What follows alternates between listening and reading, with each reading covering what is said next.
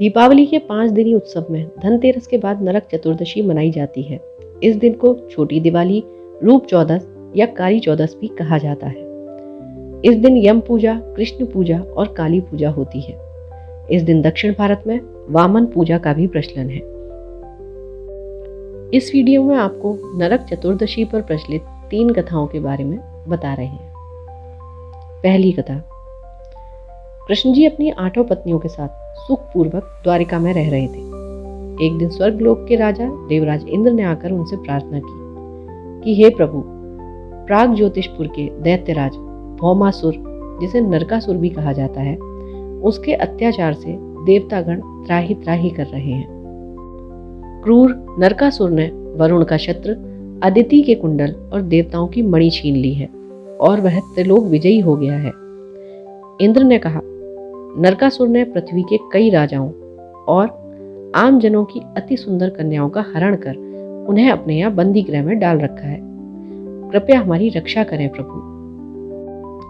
इंद्र की प्रार्थना सुनकर श्री कृष्ण अपनी प्रिय पत्नी सत्यभामा को साथ लेकर गरुड़ पर सवार होकर प्राग ज्योतिषपुर पहुंचे। वहां पहुंचकर भगवान कृष्ण ने अपनी पत्नी सत्यभामा की सहायता से सबसे पहला मुर दैत्य सहित मुर के 6 पुत्रों ताम्र, अंतरिक्ष, श्रवण, विभावसु, नभश्वान और अरुण का संहार किया। मुर दैत्य का वध हो जाने पर यह समाचार सुनकर नरकासुर अपने अनेक सेनापतियों और दैत्यों की सेना को साथ लेकर युद्ध के लिए निकल पड़ा। भौमासुर को स्त्री के हाथ मरने का श्राप था, इसीलिए भगवान श्री कृष्ण अपनी पत्नी सत्यभामा को साथ लेकर आए थे और उन्हें सारथी बनाया। घोर युद्ध के बाद अंत में भगवान श्री कृष्ण ने सत्यभामा की सहायता से उसका वध कर डाला। इस प्रकार भौमासुर को मारकर श्री कृष्ण ने उसके पुत्र भगदत्त को अभय दान देकर उसे प्राग ज्योतिष का राजा बनाया। भगदत्त कौरवों की ओर से महाभारत युद्ध में लड़ता है।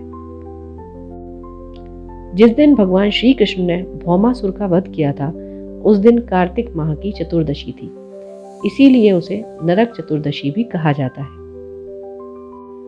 इस दिन भगवान श्री कृष्ण ने भौमासुर अर्थात नरकासुर का वध किया और उसकी कैद से लगभग 16,000 महिलाओं को मुक्त कराया था और इसी खुशी के कारण दीप जलाकर उत्सव मनाया जाता है। दूसरी कथा के अनुसार इस दिन दक्षिण भारत में वामन पूजा का भी प्रचलन है। कहते हैं कि इसी दिन राजा बलि को भगवान विष्णु ने वामन अवतार में हर साल उनके यहाँ पहुंचने का आशीर्वाद दिया था। इसी कारण से वामन पूजा की जाती है। असुर राज बलि बोले, हे भगवान, आपने कार्तिक कृष्ण त्रयोदशी से लेकर अमावस्या की अवधि में मेरी संपूर्ण पृथ्वी नाप ली, इसलिए जो व्यक्ति मेरे राज्य में चतुर्दशी के दिन यमराज के निमित्त दीपदान करेगा उसे यम यातना नहीं होनी चाहिए, और जो व्यक्ति इन 3 दिनों में दीपावली का पर्व मनाए उनके घर को लक्ष्मी जी कभी ना छोड़ें, ऐसा वरदान दीजिए। यह प्रार्थना सुनकर भगवान वामन बोले, राजन, ऐसा ही होगा। भगवान वामन द्वारा राजा बलि को दिए इस वरदान के बाद से ही नरक चतुर्दशी के दिन यमराज के निमित्त व्रत, पूजन और दीपदान का प्रचलन आरंभ हुआ। तीसरी कथा के अनुसार रंतिदेव नामक एक धर्मात्मा राजा थे। उन्होंने अनजाने में भी कोई पाप नहीं किया था। फिर भी जब मृत्यु का समय आया तो यमदूत उन्हें नरक लेके जाने लगे। राजा ने कहा, आप मुझ पर कृपा करें और बताएं मेरे किस अपराध के कारण मुझे नरक जाना पड़ रहा है। यह सुनकर यमदूत ने कहा, हे राजन, एक बार आपके द्वार से एक ब्राह्मण भूखा लौट गया था और यह उसी पाप कर्म का फल है। यह सुनकर राजा ने यमदूत से 1 वर्ष का समय मांगा। तब यमदूतों ने राजा को 1 वर्ष की मोहलत दे दी। राजा अपनी चिंता लेकर ऋषियों के पास पहुंचे और उन्हें अपनी सारी कहानी सुनाकर उनसे इस पाप मुक्ति का उपाय पूछा। तब ऋषि ने उन्हें बताया कि कार्तिक मास की कृष्ण पक्ष की चतुर्दशी का व्रत करें और ब्राह्मणों को भोजन करवाकर उनके प्रति हुए अपने अपराधों की क्षमा याचना करें। राजा ने वैसा ही किया जैसा ऋषियों ने उन्हें बताया था। इस प्रकार राजा पाप मुक्त हुए और उन्हें विष्णु लोक में स्थान प्राप्त हुआ।